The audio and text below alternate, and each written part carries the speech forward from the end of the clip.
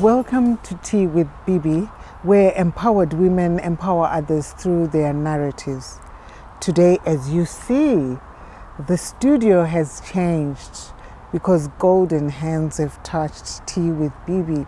And with me today, I have got Pamela, who's going to introduce herself in our COVID-19 regulation gardens.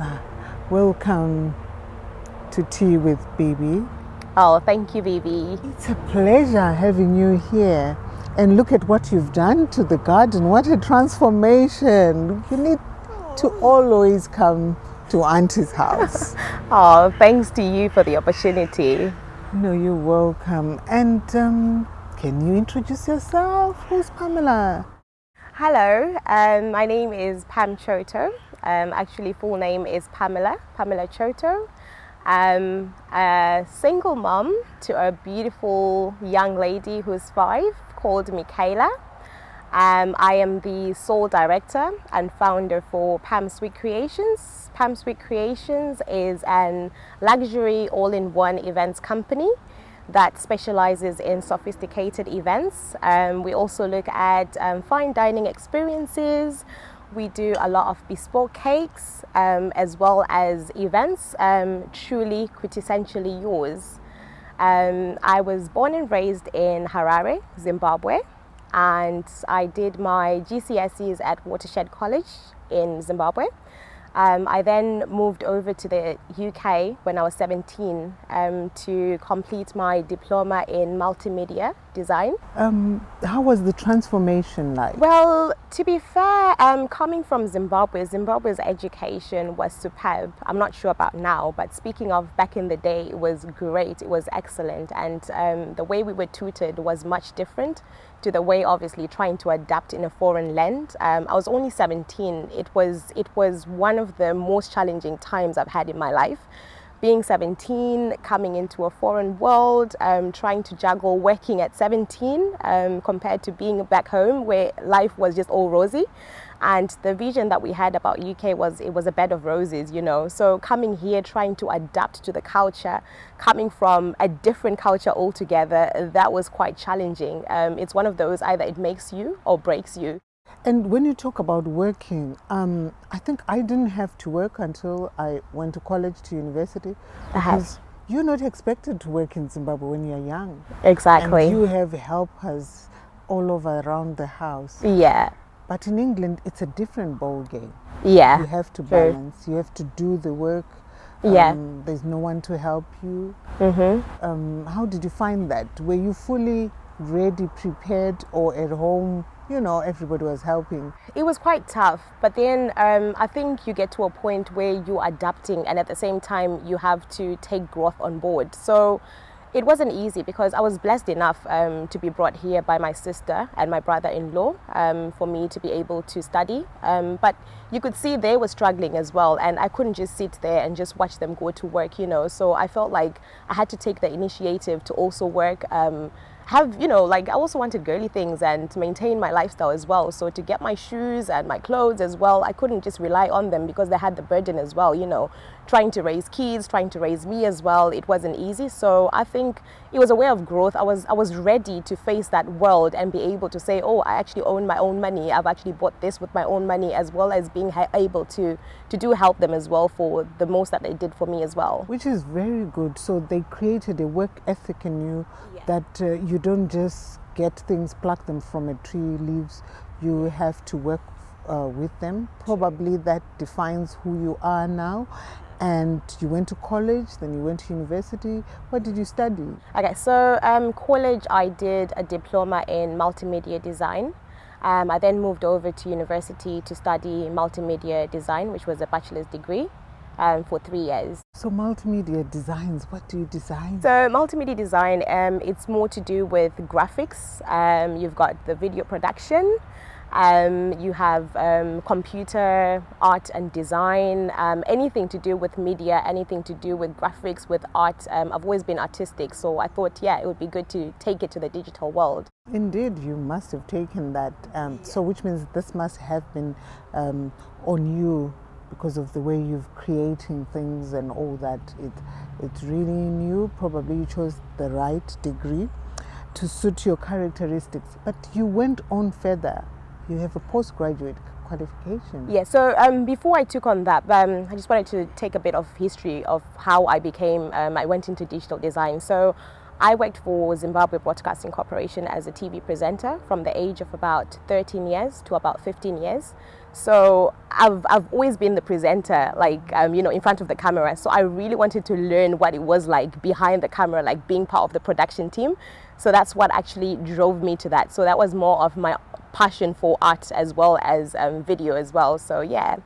No, tell me about your teenage times. Probably I worked with you at ZBC. I know, maybe. Yes. Which years were those? So that was 2001.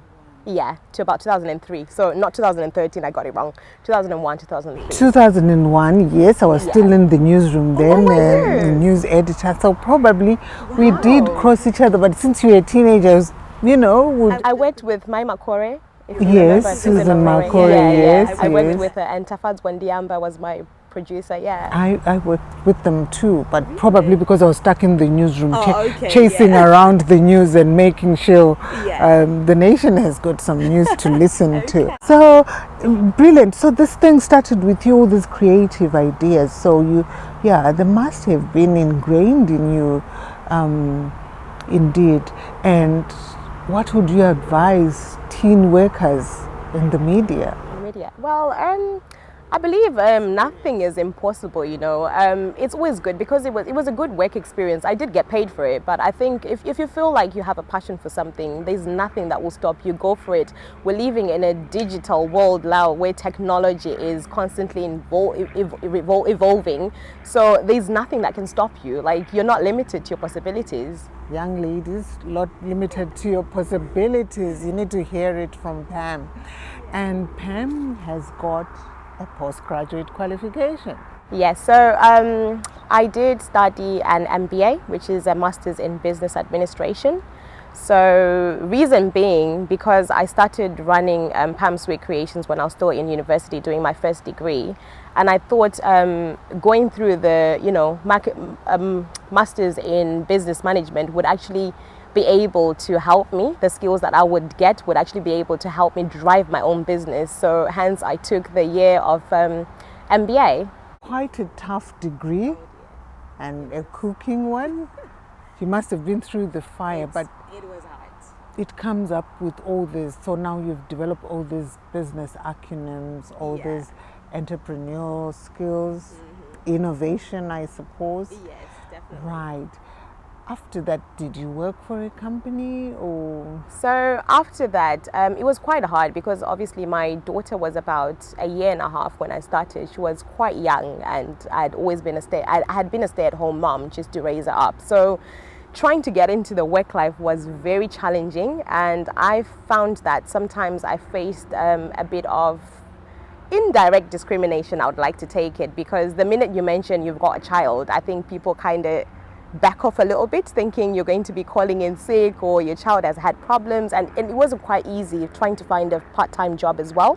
So I did go into I worked for BCA, where we did a lot of coordinating vehicles, a lot of planning.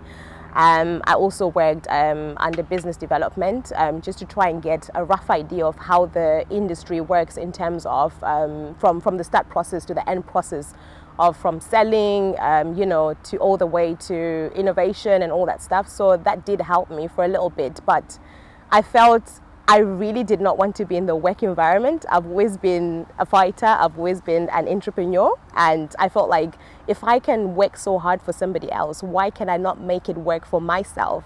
So that's when I made the decision just to all of a sudden just leave work for me to be able to pursue my passion and manage my own business with nothing, by the way. Wow, with nothing. But now we have Pam, who wears 3 hats. Do you mind us discussing these 3 hats which Pam wears? Pam Sweet Creations, how it came about is Pam. Pam is the brand, which is me. Sweet, which is the sweet goodies, Creations, which is the event planning at all the events, all the luxurious, planning of events and styling. So starting off with my first hat, I am Pam. So I am the founder of At the Table. At the Table is a place where different women from all walks of life get together. So I host, because obviously I'm into events, I host events, get roughly about 12 ladies maximum, get them to sit around the table. What happens at the table? What happened at the table? Know, I'm still to come for the table. You need to, you really need to, yeah. I'm on my way. You're on your way. It's been locked down anyway, so we can excuse you, yeah. So at the table, we arrange exclusive events, totally exclusive events, which are high-end. So our first one was a high-end afternoon tea, where we got ladies together to dress up, fascinators, tea, all the girly stuff. All the juice happens at the table, so our goal is to motivate each other in a way that's fun, engaging, because I felt like you come into this country, you go through struggles, you have no sisterhood at times. Like, we take things for granted, like you've got no sisterhood, you've got no people to talk about your problems, But sometimes getting around the table just to share certain lifelong stories that we all go through as women. We could be trying to juggle work life, family life, balance life. So we get different women where we share our experiences, help each other, motivate each other, And as you say, sisterhood is important when you come to a foreign land with no biological family, like me. All my sisters are in Zimbabwe. It becomes hard when you haven't formed that sisterly bond or group or clique, because this is a multicultural society, and you need to identify with your own. And well done for that, because it's quite empowering, and I understand it's intimate as well. You don't deal with hundreds of numbers. So we talk a lot of things, a lot of struggles. I've met a lot of people, people like Chieza. We've met at the table. We discuss a lot of issues that affect us as women, and try to just build each other, empower each other, and lift each other up through networking and empowering as well. And the second hat, which Pam wears. So the second hat is the sweets, which is Pam Sweet Creations, which is that was how I started the company. It's all cakes, luxury desserts, bespoke cakes for any events, personalized cupcakes, wedding and party favors. So anything to do with sweets, cakes, desserts. That's our speciality.